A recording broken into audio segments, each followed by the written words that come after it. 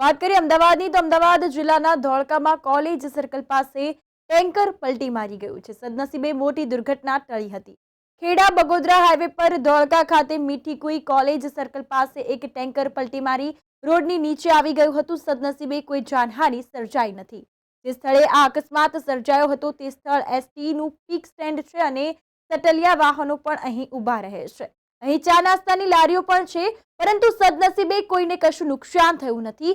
જ્યાં આ અકસ્માત થયો છે ત્યાં વળાંક આવેલો છે, છતાં વળાંકની નિશાની દર્શાવતા બોર્ડ મૂકવામાં આવેલ નથી.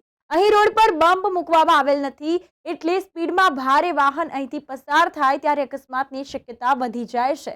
જો આ ટેન્કર લારી ગલ્લાવાળા ઉપર આવી ચડ્યું હોત તો મોટી દુર્ઘટના સર્જાત, પરંતુ સદનસીબે મોટી ઘાત ટળી ગઈ છે અને સ્થાનિક આગેવાન યોગેન્દ્ર પ્રસાદ ભાટિયાએ મીડિયાને જણાવ્યું હતું કે કોલેજ સર્કલ પાસે રોડ પર બમ્પ બનાવવા જોઈએ, વળાંક આવેલ છે તેવા બોર્ડ મૂકવા જોઈએ, વળાંકમાં રેલિંગ મૂકવી જોઈએ, જેથી ભવિષ્યમાં દુર્ઘટનાને ટાળી શકાય. બોલો. મીઠી કુઈ અંબિકા ચોકડી કોલેજની આગળ જે ચોકડી છે ત્યાંથી હું બોલું છું. ખેડા બગોદરા હાઈવે ઉપર અને સરકારે જે રોડ બનાવ્યો છે એ 2-3 ફૂટ ઊંચો બનાવ્યો જમીન લેવલથી. નહીં કોઈ લેવલ લીધું કે નથી કોઈ આના ઉપર કોઈ ચેકિંગ છે કે નહીં એ ખબર નથી પડતી. પાણીના નિકાલ માટે જે પાઇપો નાખ્યા છે કાંસમાં, એ પણ કાંસનું લેવલ જે આગળનું છે ઊંચું છે, રોડનું લેવલ નીચું, આ પાણી નિકાલ કેવી રીતે થશે?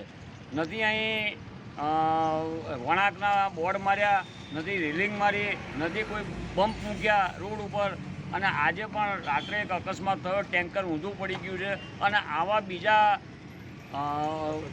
અકસ્માત થાય એવી શક્યતાઓ છે. તો આનું યોગ્ય થાય એ સરકારે ધ્યાન આપીને ખરેખર આમાં ધ્યાન આપવા જેવું છે અને કરવા જેવું છે કે થોડા માણસો મરી જાય પછી આના એક્શન લેવાના છે.